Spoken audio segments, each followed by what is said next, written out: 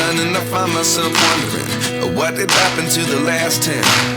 I ran away with my life, fast forward, never turn back again.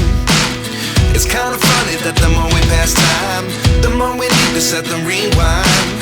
And 19 was the year I had to leave you, but now I'm seeing all the signs. Is this really happening? I can't believe